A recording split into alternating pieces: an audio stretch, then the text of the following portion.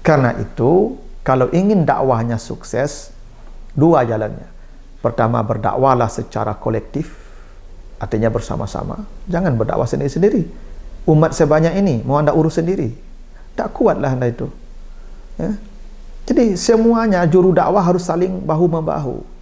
Dalam dakwah tidak ada persaingan. Kita bukan bersaing dalam berdakwah, tidak ada saingan dalam dakwah. Kita sama-sama berkewajiban mengajak manusia kepada kebaikan. Bukan bersaing mencari pengikut. Bukan berlomba mengatakan kita yang paling benar, yang lain salah. Bukan begitu dakwah. Dakwah kalau ingin sukses, harus kolektif. Kita harus bersatu bersama. Apapun latar belakang organisasinya, apapun latar belakang itu alirannya, semua kita punya tujuan yang sama. Bagaimana ya kita menegakkan amar ma'ruf nahi mungkar, meninggikan kalimat Allah. Tidak ada kompetisi dalam dakwah, tidak ada. Karena dakwah itu kalau ingin sukses kolektif, kita bersatu. Yang kedua, harus simultan dakwah itu. Jangan sekali setahun saja tabligh akhbarnya. Yang namanya dakwah itu ya sekali, ya seminggu dua kali, atau seminggu mungkin 3 kali. Simultan, walaupun sedikit-sedikit, tapi ya terus. Itu cara dakwah supaya sukses. Mengurai rahasia Al-Quran melalui makna dan mabna.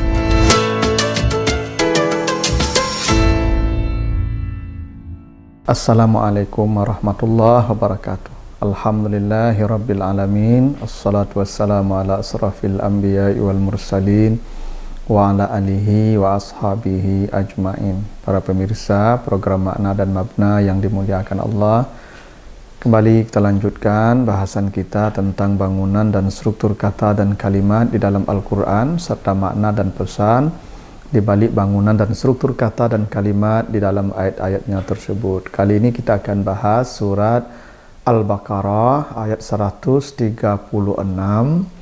dan surat Ali Imran ayat 84. Kita baca Al-Baqarah 136. A'udzu billahi minasyaitonir rajim.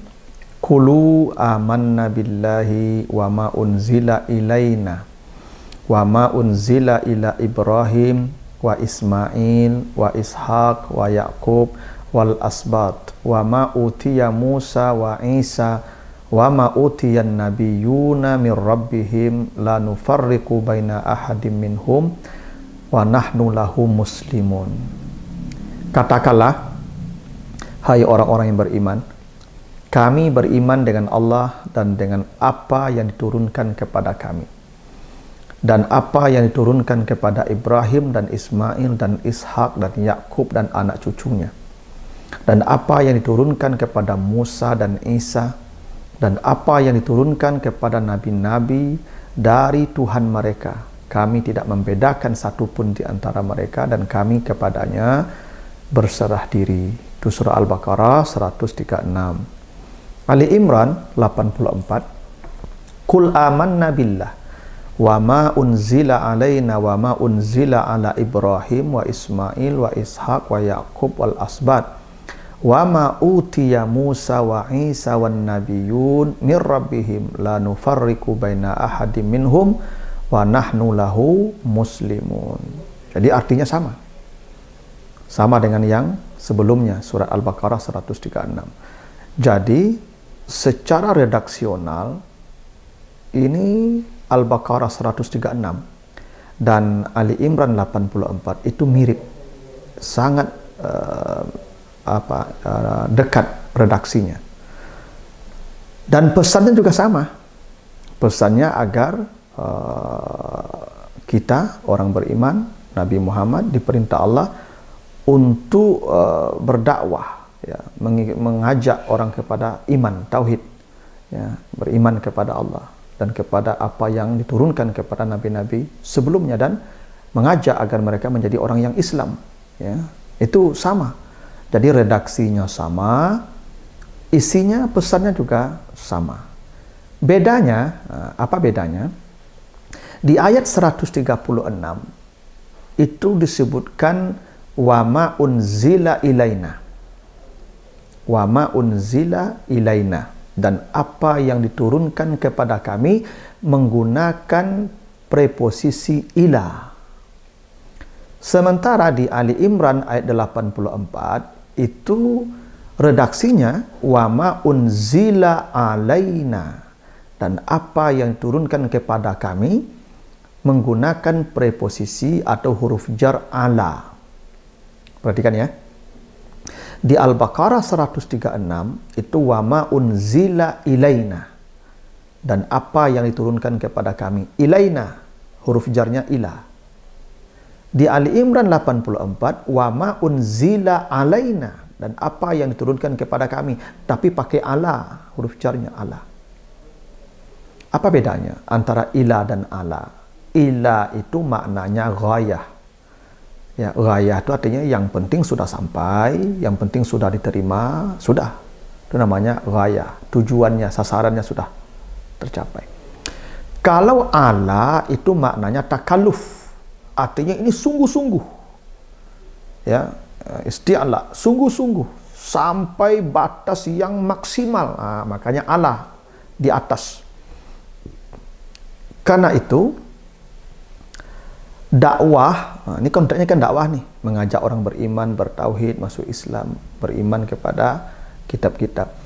Maka dakwah di surat Al-Baqarah 136 lebih ringan, lebih mudah daripada dakwah di surat Ali Imran ayat yang ke-84 karena menggunakan ala. Tadi di Al-Baqarah 136 itu menggunakan preposisi ila. Yang ila itu lebih mudah daripada di Ali Imran 84 menggunakan ala, karena ala itu menunjukkan makna takalluf, berat, ya. Nah, kenapa dakwah di Al-Baqarah 136 lebih ringan, lebih mudah dibandingkan dakwah di surat Ali Imran 84? Satu, karena dakwah di Al-Baqarah itu bersifat kolektif. Itu kenapa di awal ayat qulu amanna billah. Katakanlah kami beriman kepada Allah. Siapa yang disuruh mengatakan itu? Qulu, banyak orang. Jadi dakwahnya bersifat kolektif, bersama-sama. Sementara di Ali Imran 84 itu dakwahnya bersifat personal. Qul amanna billah. Qul amanna billah. Katakan. Siapa? Sendiri. Yaitu Nabi Muhammad. Maka dakwah secara kolektif tentu lebih ringan, lebih mudah ketimbang dakwah yang bersifat individual. Itu kenapa di Al-Baqarah tadi pakai ilaina wa ma unzila ilaina, karena lebih ringan dakwahnya, karena kolektif. Dakwah bersama-sama, banyak orang yang terjun ke medan dakwah. Maka lebih mudah dakwahnya ketimbang Nabi sendirian berdakwah. Makanya wa ma unzila alaina, karena menunjukkan mana beratnya dakwah sendiri itu. Satu. Yang kedua, di Al-Baqarah itu ada pengulangan kata utia. Wa ma utiya Musa wa Isa wa ma utiyan nabiyuna mir rabbihim. Apa yang diberikan ke Musa, ke Isa, dan apa yang diberikan kepada nabi-nabi, semua dari Tuhan. Jadi kata utia ada pengulangan, ada apa nama itu, repetisi, pengulangan. Utia, utia, utia.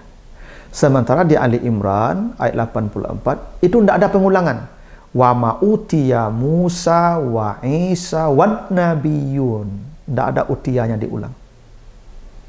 Apa maknanya itu? Kenapa dakwah di Al-Baqarah itu lebih ringan? Menggunakan ilah. Kenapa di dakwah, kenapa di ayat 84 surat Ali Imran itu kenapa lebih berat dakwanya? Karena di Al-Baqarah ada pengulangan. Ada dakwah yang sifatnya simultan, terus-menerus, continue. Dakwanya berulang-ulang. Nah, karena dakwanya berulang-ulang, maka lebih mudah sebenarnya ketimbang dakwah sekali. Ya, dan tidak ada berulang, mungkin yang menerimanya ya sulit dan berat menerima dakwah. Tapi kalau dakwanya berulang-ulang, sedikit-sedikit, itu lebih ringan ketimbang semua dalam waktu yang satu. Karena itu, kalau ingin dakwahnya sukses, dua jalannya. Pertama, berdakwahlah secara kolektif. artinya bersama-sama. Jangan berdakwah sendiri-sendiri. Umat sebanyak ini mau anda urus sendiri, tak kuatlah anda itu. Ya. Jadi semuanya juru dakwah harus saling bahu-membahu. Dalam dakwah tidak ada persaingan. Kita bukan bersaing dalam berdakwah, tidak ada saingan dalam dakwah. Kita sama-sama berkewajiban mengajak manusia kepada kebaikan. Bukan bersaing mencari pengikut. Bukan berlomba mengatakan kita yang paling benar, yang lain salah. Bukan begitu dakwah.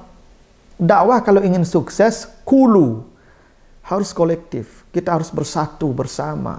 Apapun latar belakang organisasinya, apapun latar belakang itu alirannya, semua kita punya tujuan yang sama. Bagaimana ya kita menegakkan amar ma'ruf nahi mungkar, meninggikan kalimat Allah. Tidak ada kompetisi dalam dakwah, tidak ada. Karena dakwah itu kalau ingin sukses kolektif, kita bersatu. Yang kedua, harus simultan dakwah itu. Jangan sekali setahun saja tabligh akhbarnya. Yang namanya dakwah itu ya sekali, ya seminggu 2 kali, atau seminggu mungkin 3 kali. Simultan, walaupun sedikit-sedikit, tapi ya terus. Itu cara dakwah supaya sukses. Dan yang ketiga, kenapa lebih berat dakwah di Ali Imran, lebih mudah dakwah di Al-Baqarah tadi, karena menggunakan kata ila di Al-Baqarah dan ala di surat Ali Imran. Karena konteksnya yang berdakwah itu beda. Kalau di Al-Baqarah itu umat Nabi Muhammad, kita ini kulu itu semua orang beriman. Sementara di Ali Imran tadi yang disuruh berdakwah itu ya Nabi Muhammad, maka kul. Kenapa dakwah Nabi lebih berat? Karena Nabi itu kalau orang tidak menerima dakwahnya, itu berat terasa jiwa beliau. Itu makanya Nabi itu seperti hendak bunuh diri, wala'allaka bakhi'un nafsaka. Nabi seperti hendak menggorok lehernya ketika menemukan orang tidak beriman dengan Al-Quran. Bahkan dada Nabi sesak. Ya, alam nasrah laka sadrak wa wada'na anka wizrak. Allah janjikan kami lapangkan dadamu, kami angkat bebanmu. Karena bagi Nabi dakwah itu bukan hanya sekedar menyampaikan, tapi memastikan orang ini menerima. Kalau kita umat Nabi Muhammad, tidak mesti kita menerima, orang itu menerima dakwah kita. Yang penting sudah kita sampaikan. Itu kenapa ilaina ghayah. Tugasmu menyampaikan saja. Dan engkau tidak perlu terbebani dengan mereka terima atau tidaknya. Kalau Nabi Muhammad tidak. Nabi Muhammad kalau orang tidak menerima dakwahnya, tidak beriman, dada Nabi sesak. Karena Nabi bukan hanya sekedar menyampaikan. Itu kenapa wa ma unzila alaina, dengan menggunakan preposisi ala untuk menunjukkan bagi dakwah Nabi itu bagi Nabi dakwah itu sesuatu yang sangat berat. Nah, karena konteksnya ini Nabi Muhammad, kul itu kan Nabi Muhammad, maka digunakanlah preposisi ala, wa ma unzila alaina. Sementara di Al-Baqarah, karena yang berdakwah itu umatnya Nabi Muhammad, yang penting mereka hanya menyampaikan, tidak perlu terbebani, maka wa ma unzila ilaina. Itulah bedanya antara ilaina dan alaina, ya, pada tingkat berat dan ringannya. Begitu, mudah-mudahan ada manfaatnya. Lebih kurang mohon maaf. Assalamualaikum warahmatullahi wabarakatuh.